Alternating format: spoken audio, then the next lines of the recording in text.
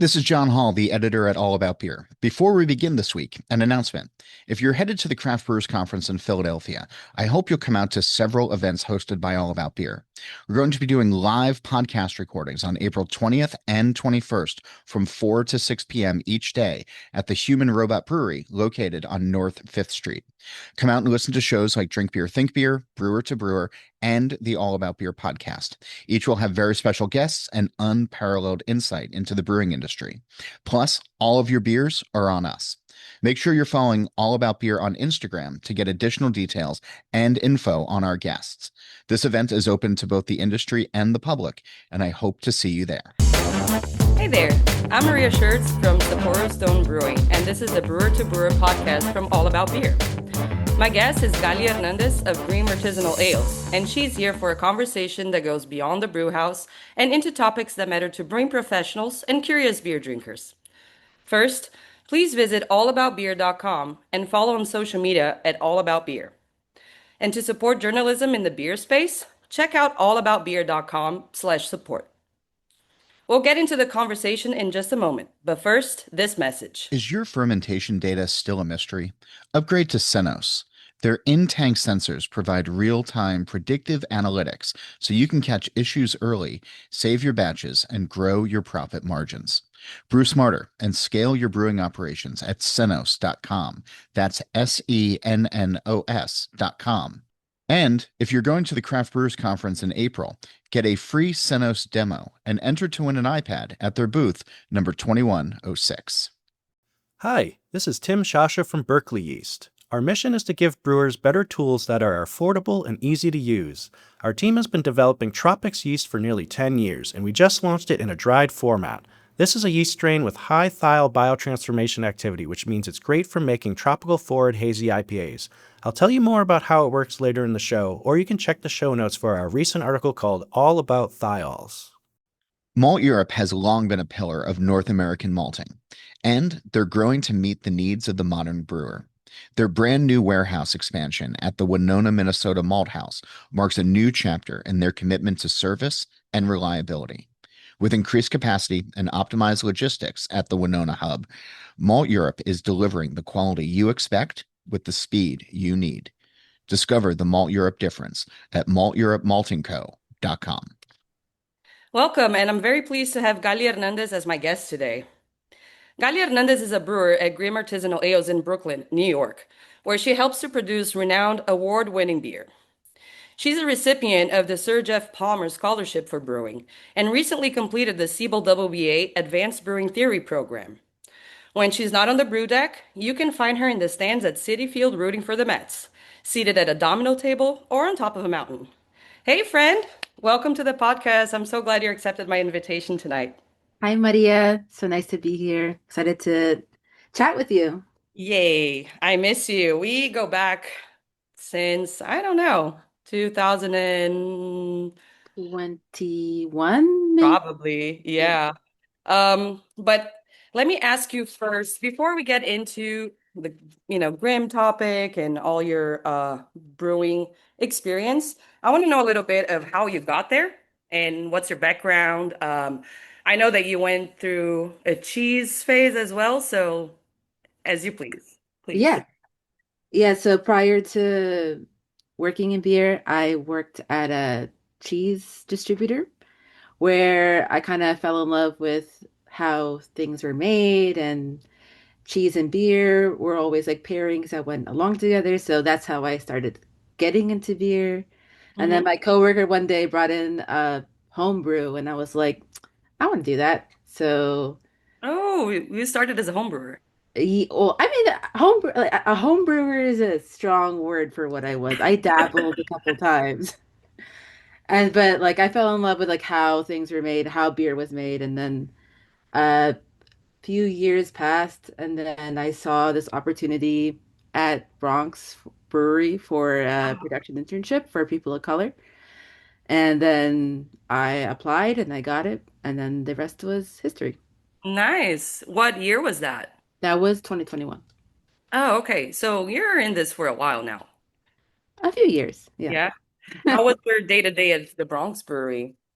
As a production intern or Yeah, as an intern, what did you like thinking about, people that want to start in beer and start as interns? What would you do? What was your day to day? so that internship was a 2 month long internship where the first month would be dedicated almost exclusively to packaging, and Hmm. then the second month would be dedicated to cellar work and hot side as well. So, Interesting. and we really tried to.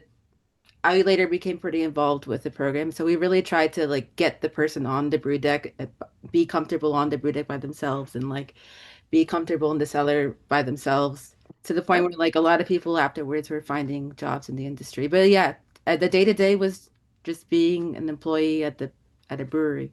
Hmm. And interestingly, you went through basically all of the stages of a brewery, right? So starting packaging. That's really Yeah, cool. yeah. And you get to learn how to run the line, or you got to learn how to run a line and how to Mhm. pack out, which is also important. But yeah.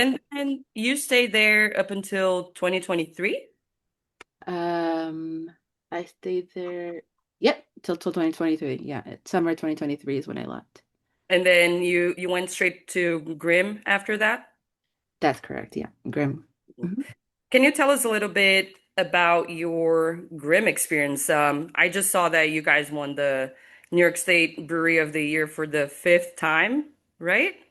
Yep. Well, yeah, we just won for the fifth time, third year in a row, which is kind of cool. Damn, So all that's 3 years that I've gone, we've won. So now I just got used to winning. I don't want to lose. all But right. yeah, no, it's been an amazing experience being there. Everybody cares so much about everything that's being made. And everybody has such great palates as well, which is so important. So even though one person may not have such a, I know, isn't as sensitive to some off flavors as others, like another person will be super sensitive to the off flavors. So it's really nice to have such a strong team I together. see. Yeah. So, do you think that's the secret for winning New York State for like 5 years? I guess my question is more like, what do you think that makes you guys such a high standard brewery or, such a quality assured place? Yeah, I think that just like everybody from the ownership to uh, the production crew to the bar staff just really cares about the product and has an incredible attention to detail, uh, and just wants to get as close to perfection as possible. And it's such a nice, and everybody, not, on top of that, everybody is so nice, which is such a great thing to have in A a good working environment. environment. It's like everybody gets along and everybody is just striving towards the same goal of just Hmm. having great beer all the time. Yeah, that's a good point there. I feel like working at a good environment, I don't know, maybe I feel like some people take it for granted, but For sure. it does make better product for sure, right? Yeah, In just a like open positive way.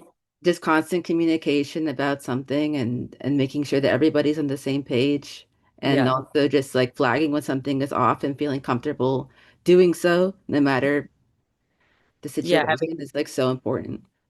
for sure having the space to talk about problems and conflicts. Yeah, I love that.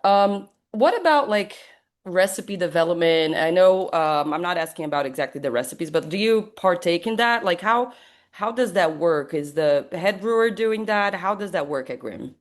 I would say the most of the recipes are written by Joe, but we have been trying to uh, share that responsibility a little bit more. So Oh, I nice. have been able to write a recipe recently. I wrote a brown ale, which I was very proud Oh, of. amazing. I love brown ales. I know. Same. I was like very old school English brown ale, but it was delicious, and I was so proud of it. That's your go-to, or that's just like a school that you like? Uh, that was the prompt, and so that's what I tried to achieve. Nice. But I also, I mean, I appreciate a brown ale, no matter if it's American or English or whatever have you. But Uh, that's cool that you have the availability to give your input, right? for sure. And I think that they do such a good job of making everybody feel heard. And if you want to blend something, there pretty much anybody can blend any sort of. Oh, seriously. How does that work? Because we know, I mean, I know how, what Grimm serves, but if, people that are listening to us don't, can you tell a little bit more about like how this like mixed firm program works or the blending and For sure. whatnot? Yeah, so we at Grimm had about 450 casks or barrels. We cut it down significantly recently, but it was a lot. Uh, and basically, we'll see the owners will say we need X beer, we'll need a spawn of some sort. And so we have the liberty to go to any spawn in our library and pick it and choose it and blend it. And if everybody likes it, then we move forward. Wow. And It so must be a sensorial boom, right? The some smell. of it, some of it is pretty intense. That's awesome. It's like aged, like it's just aged beers, like been there forever. Some of them have been there for 5 years, Oh, but and we have spawn there that's about a year old as well. So we have some younger spawn in there too. and then you just blend, and then whatever the blending ratio is, you guys are like, let's do this and let's release it Yeah. next spring. Or sometimes we'll just put it on top of fruit and then sit on it for a while and let it clean up and then some like we still have bottles in house that are been sitting there for a few years that we haven't Wow. released. That's amazing. So what would you say that your day to day is at Grimm? You're a shift brewer. What's your title there?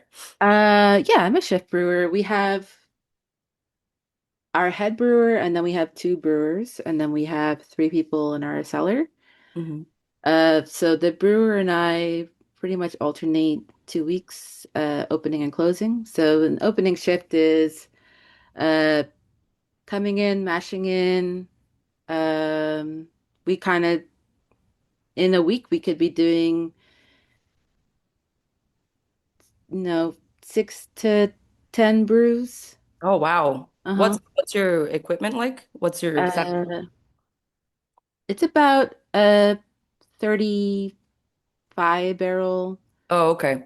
3 vessel brew house. Nice. It's pretty amazing. The pumps can move the mash in any direction that you want. Holy. So yeah, so you could mash into the kettle and just like if we're doing step mashes, so we can just pump it Mm-hmm. over. Auctions. The What? concoctions are super easy. There's no struggle. It gets to a boil pretty quickly. It's kind Amazing. of a dream situation. The only qualm I have with it is it's a little bit too easy to send wort to the HLT, but that's my only problem. Good. Okay. And then so you brew six times a week on average. So let's say you're the opener, you get there what at 6 a.m. Yeah, it depends if we're doing Actually. decoction that day. If we're doing a decoction that's a double, I'll get there really early because our decoction days take about 8 hours per brew. So Mm-hmm. you don't want that to be too long of a day for the closer. Sure. Um, if it's just just a regular mash, it's just I'll get in at 8 o'clock. Mm-hmm. Oh, okay. So not too early. You Not can too early. and then it's like an 8 hour day, and you'll have Yeah. other people doing cellar work, and then you'll be brewing and whatnot. Yeah, I mean, I think we all kind of wear all the hats at Grimm, so Oh, nice. Okay. So it's kind of a yeah, equal so I'm representation. exactly like I try to help out wherever I can. So I'm doing a lot of the cellaring while I'm brewing. And if somebody needs some sort of coverage on packaging, I'm also doing that. It's we're a small team, so everybody has to know kind of how to do everything. So That's awesome. yeah. Because also, like, if someone goes on vacation, you get to cover, right? Yeah, that's ideal. I feel like amazing. And it's also just priceless information to be able to run a canning line just and it's Oh, so important. you guys have your own canning line? We do. Yeah, we have a Oh, wild goose. okay. And then are you packaging every week? How's that? How does that Oh work? yeah, we're packaging uh 3 to 4 times a week. Yeah, for sure. Oh, okay. Yeah, because I see Grimm like everywhere. I lived in a few states at this point, and Grimm was the only New York City that was everywhere. Yeah, we You produce guys we get produce spread a around. we produce a decent amount of beer. We produce like 11,000 barrels of beer a year. Oh yeah, that is good. Yeah, How many fermenters do you guys have? they range. Our smallest we have a 30, and then we got a most of them are 60s, and we got a few 90s. Oh wow. So you mash a couple of times to fill Yeah. that big boy. Nice. Yeah, 3 times. Nice. Well, I love the space. I also I unfortunately left New York before the rooftop. Is that correct? You guys have a new-ish rooftop? Yes, we have a rooftop with a full pizza oven over there. Wow. Great food. They also do some cocktails over there, which are really lovely. Oh, Mhm. wow. Yeah, the pictures look great. I have to pay a visit.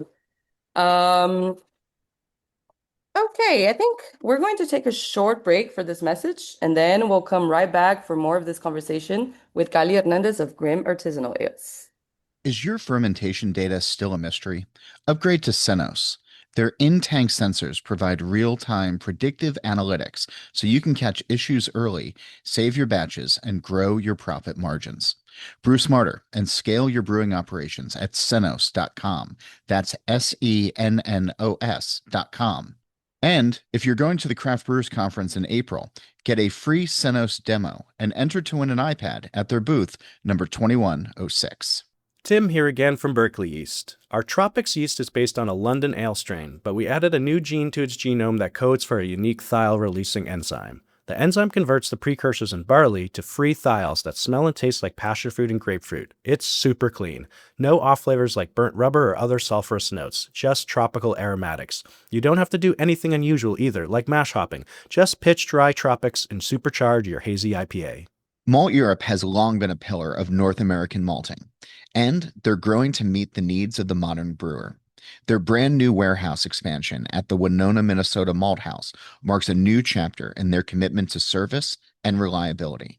With increased capacity and optimized logistics at the Winona hub, Malt Europe is delivering the quality you expect with the speed you need.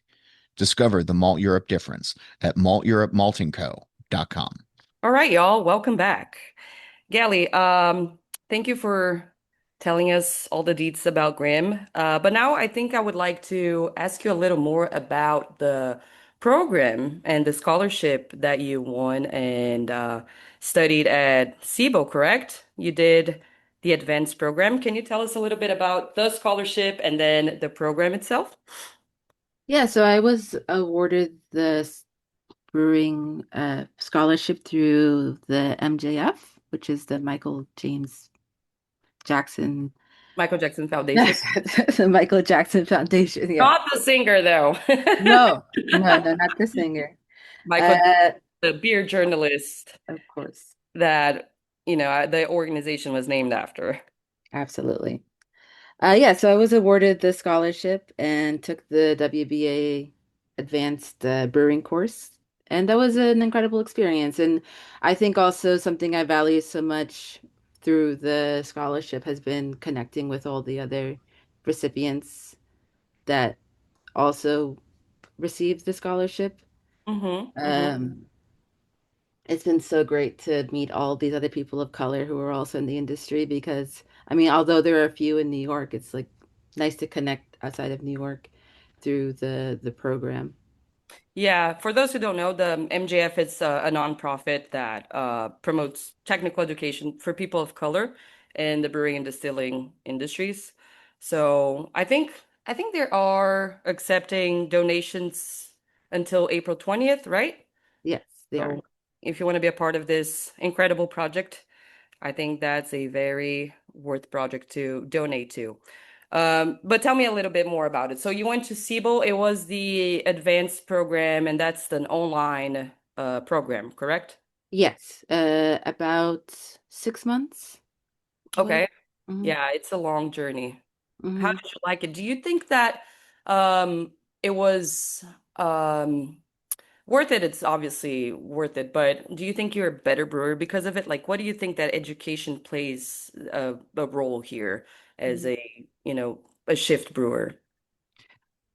I'm always trying to seek out knowledge about beer. I'm completely fascinated by the process and all the science that happens and the fermentation that occurs in beer. So I'm always seeking out knowledge. And I think that the WBA was an incredible uh, resource for that. And I have notes, so many notes in my house from that course that I'll keep forever. So I'm so grateful to have taken it and so grateful for that program to have awarded me that scholarship. Um, and yeah, it's nice to know the reason why a beer tastes so good, and just to know like the processes behind why Yeah, it tastes so good. yeah.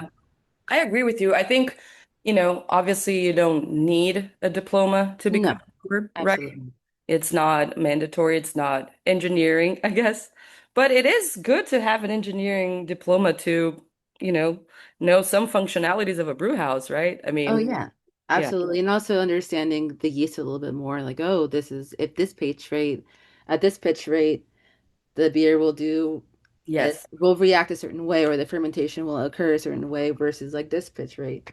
Like why is this lager yeast acting differently than the ale yeast? Well, these are the reasons, and for I think sure. those gives you the kind of the tools and the vocabulary to understand why.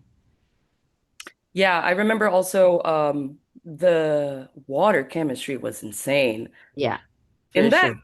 Yeah. crazy? Like so much information. Yeah, it's so much Oh, information, and it's also it affects your beer so much. yes. It's wild. Going upstate and looking at the calcium that's all over all the equipment because their water is so hard. It's like a problem that I just don't understand because the water in New York City is just Because you so guys are good. spoiled in New We are York. spoiled brats, yeah. Just like really the water can just totally just destroy your equipment just by Yeah. touching it. That's crazy. Where did you see that? Oh, just like, upstate in breweries, I feel like they always complain about their Oh, the water calcium being too hard for too hard. everything. Yeah, Yeah, yeah. Pizza and bagels, right? That's why New York has it the best. absolutely. No, yeah, I remember learning all the water chemistry on the program, and it was the organic chemistry in general was just like mind blowing. Um, but yeah, I do feel like the Siebel program gives the brewer a bit more cushion, I guess, to, right? Practice your day to day. Would you recommend it? Yeah, I think if I absolutely would recommend seeking certain sort of education. Doesn't have to be Siebel, but Yeah. it helps you become a better brewer on the brew deck for sure. And you were talking a little bit about the folks that you got to meet. How was that experience? Like, were you like attending events with them? Like, because the program, I think, awards people from all over the US, right? So how was that for Yeah. you? No, yeah, I've definitely met some people like out in Seattle through the program, and it's been nice going to a place and just trying to, oh, like you also got this thing. Let's go hang out. Let's have a beer. Let's just chill Making and talk about beer and nerd about beer for a little bit. And just we have this thing in common and it's incredible. I feel connected to this community for sure. Indeed. Yeah, I remember New York City beer scene being very tight as well. Is it still?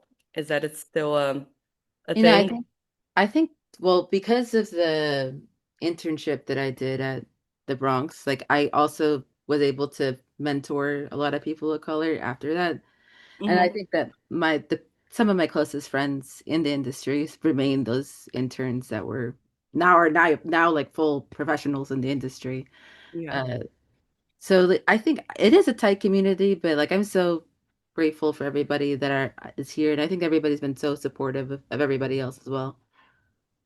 That's a good point. I feel like because a lot of people don't know I feel like where to start. Like, we all started like later in our careers, right? Because it's alcohol, you're not going to start your career when you're 18. I guess you can maybe bartend, but obviously, um, a lot of us start brewing later in life.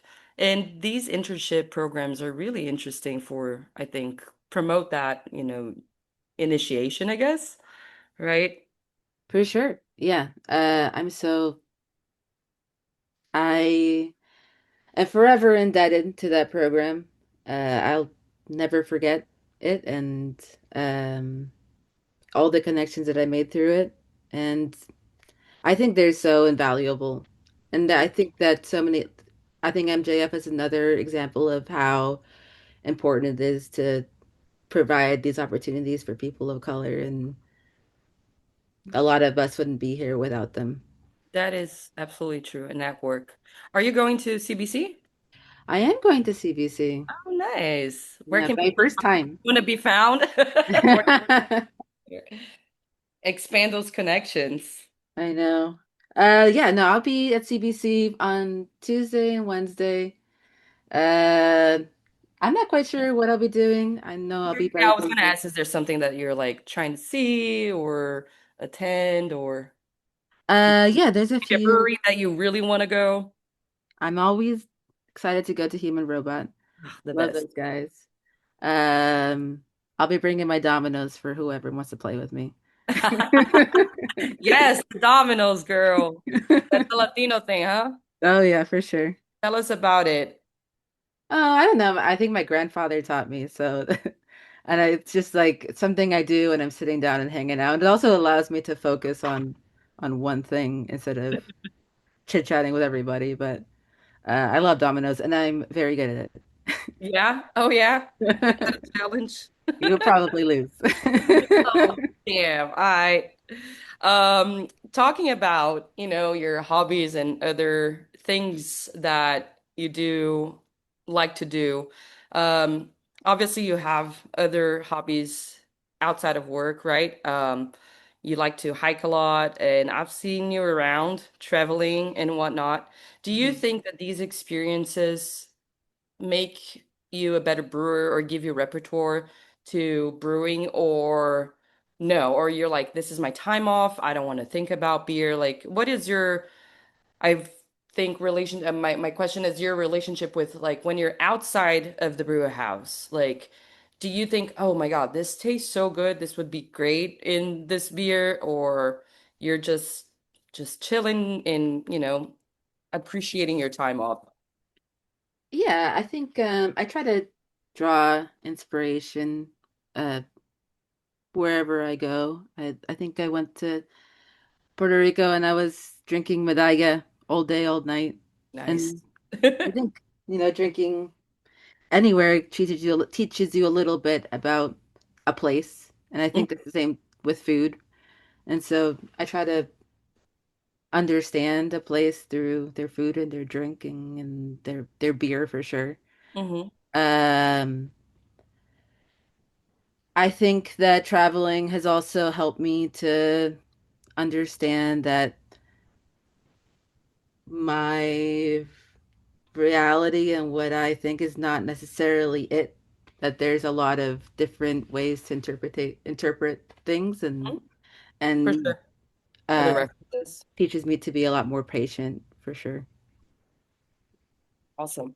I saw that you went to Chile, is that correct? Oh yeah, I went to Chile last Um, year. so when you go on those trips, do you drink something else than beer, like wine and whatnot? Because I heard Chile is like on a crazy wine. Yeah. No, the wine over there is pretty serious and also the pisco was incredible.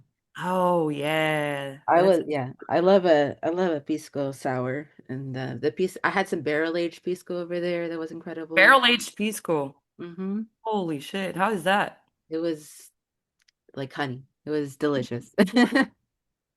So when you go out drinking, like in New York with your friends, I know you go to watch the Mets Yes. and probably have some macro beer. Are you a macro beer drinker? I love asking this question to brewers. Yeah. Like, do you Macro every Miller High Life girly? I'm at the moment I'm chill I'm drinking Guinness. This is what I'm Oh really yeah. rocking. Yeah. I also really fuck with Utica Club. Okay. That's as macro as I'll go. I'll go like Utica Club and Jenny Creams. Really love You're Jenny Cream. so New Yorker. I know you're not from New York, but that's such a New Yorker. Love Occasionally I will have a Narragansett. Narragansett.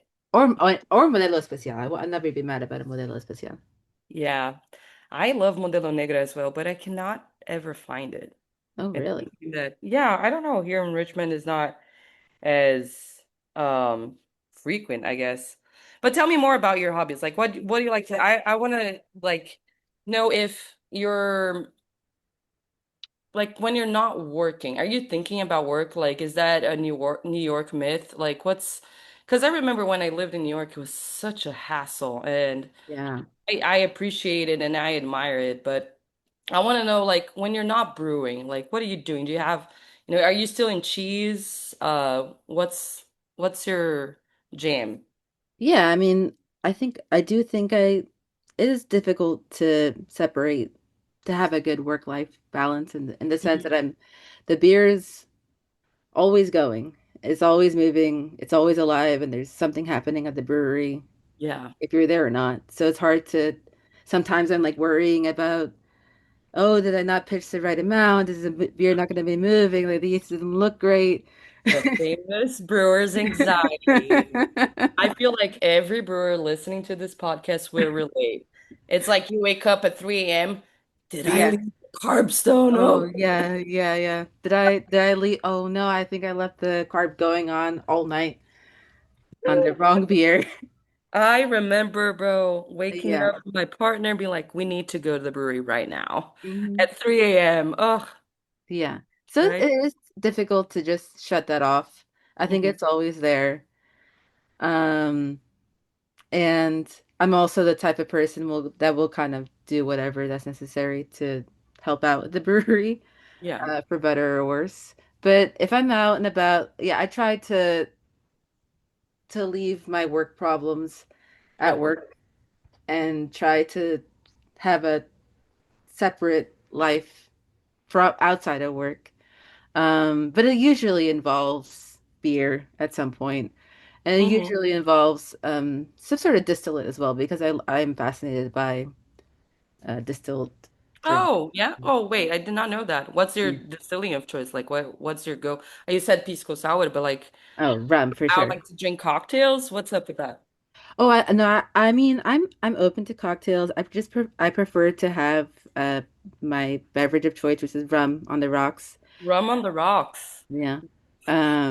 But I'm open to kind of anything because I'm so fascinated by distilled drinks. I think it's so uniquely tied to colonialism and the New World and in a way that beer isn't. But Okay. uh yeah, Like no, like colonization, like when like they came to the West Indies and whatnot. exactly, yeah. For sure. And also just like if you think about Pisco, the reason why that's there is that they had this surplus of grapes because of the Catholic Church and they didn't know what to do with it. So Oh, they I did not know about it. yeah, yeah. Seriously. Hmm. It was a good problem then. Yeah. Yeah. That's some awesome history. Yeah, I love spirits, but I will say that I have a harder time appreciating it.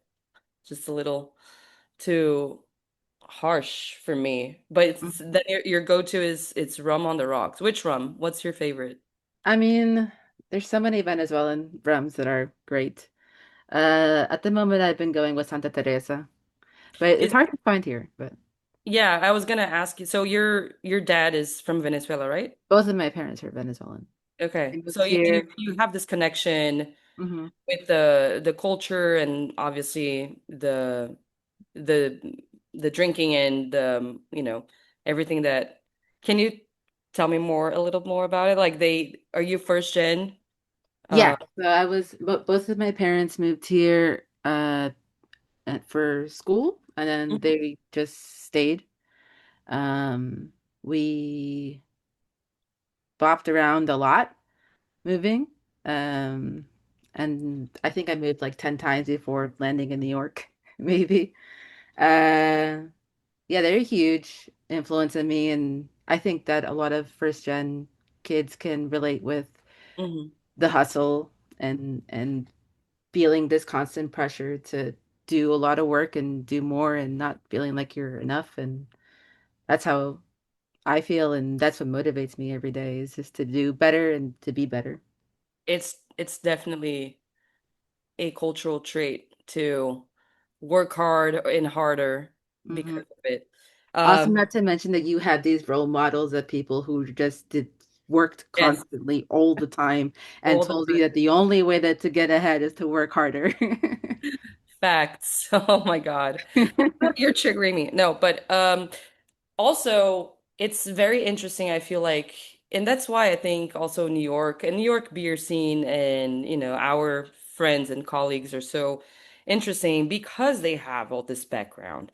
So how was growing up with that? Like, do you think that you became probably a brewer because of it, or like your relationship with, rum or Venezuelan rum that you were saying, like, how did that play into your, you think, occupation? Yeah, I think that I would say that I don't know if it quite led me towards beer. I mean, beer was always kind of at the family gatherings, and so, we were always Mhm. playing dominoes and dancing and drinking. And so bringing like big crates of polar to drink together. Polar? Yeah, that's the beer of choice. But I don't uh think they have polar in the US, do they they? have polar here now. And that's Oh, okay. I've yeah. never seen it. Yeah. It's actually been interesting. It's fascinating being Venezuelan in the United States for this long, just because like I remember growing up and people not knowing where Venezuela was and being like, "Oh yeah, this is country and over here." And now it's like everybody knows where Venezuela is. Oh, yeah, There's because so they many kidnapped Venezuelans Maduro. here. The World Baseball Classic Stadium was totally full of Venezuelans, which is awesome to Oh see. yeah. Yeah. Oh, that's really cool. That's really cool. Yeah, that's something about, I mean, it's the whole US, and that's the beauty about, being at a place that has so many immigrants, right? That you get to try everyone's, or, appreciate and learn more about everyone's culture. And Yeah. I especially would say also that being Venezuela, I mean, yeah, they just being Venezuelan helped form the way I work for sure. yeah, your work ethic, My right? work ethic. Yeah. Yeah, I do partake in that, and I'm biased, obviously, as Latina as well. It is a different because if you do just, the average, it's people are already gonna judge you for it, right? So Mhm. there is this immigrant challenge, I feel like, and as you said, the role model is also super, super important. Mhm. But your family's there, right? Everyone in the Um, US still? I have some family here. Actually, I have a lot of family here. Do they They're all drink over. Sorry? do they drink beer? Uh, How is you know, their relationship with your like craft? Do you it, like it's bring beer funny. to them? Yeah, I try to bring beer to them, but they're always like, it's too strong, it's too hoppy. Y my polar. Yeah, give me my Polar. At this point, they have Modelo Especial too, and so they drink that too. But yeah, I try to show them the beer that I make. For the most part, they don't love it. I mean, the important But thing is that I you. have a lot of family in Venezuela too. Oh, okay. Well, I was gonna say the important thing is that you do, and New York State also loves your beer as the award-winning medals will say, right? Yeah, no, I don't take it personally. It's just a matter of taste. It's culture, yeah, to Yeah. each their own. Gali, we're about to wrap our convo in a bit, but I do have one last question, and then this is a very loose one, so let me know, if you do have a beer of choice for that moment. But you did say in your bio that we can find you on top of a mountain, right? Hmm. What is the perfect beer to drink on top of a mountain? Oh, that's a great question. Uh, the perfect beer to drink on top of a mountain. I I think it would have to be a Sierra Nevada Pale Ale. That's a great answer. I was Yeah. expecting something like I don't know, a light lager, but No, yeah, I want something with a little bit of body, a little oomph. a little oomph. Is that your desert island beer? And Celebration is my desert island beer. Celebration. Okay. Okay. We have a pattern here. Yeah, it's along the same lines.